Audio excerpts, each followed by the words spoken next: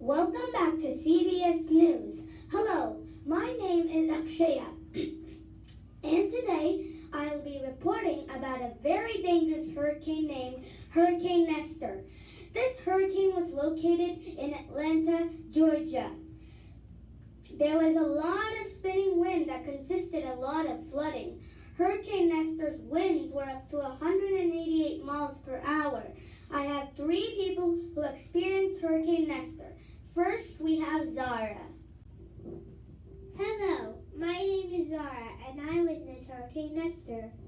Well, Zara, how destructive was the hurricane? Well, Hurricane Nestor has damaged many houses, flipped over trucks, cars, and even poles. Almost 200 humans have lost their lives. Next, we have Michael, who will be presenting a chart he made himself. This hurricane has already destroyed over 150 homes already.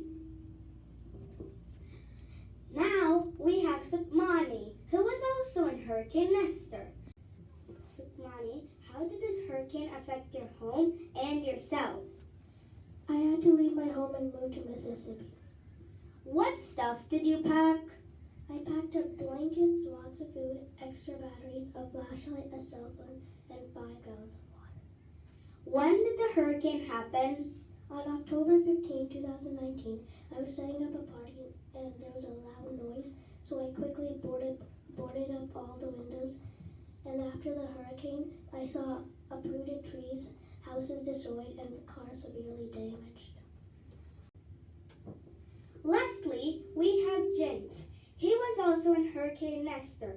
James, what other hurricanes have you been in? I had been in Hurricane Rita in 2005.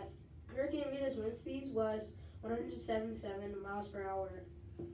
Wow, that is a lot of wind. Thank you for coming to share your experiences. You're welcome. Well, that's it for today.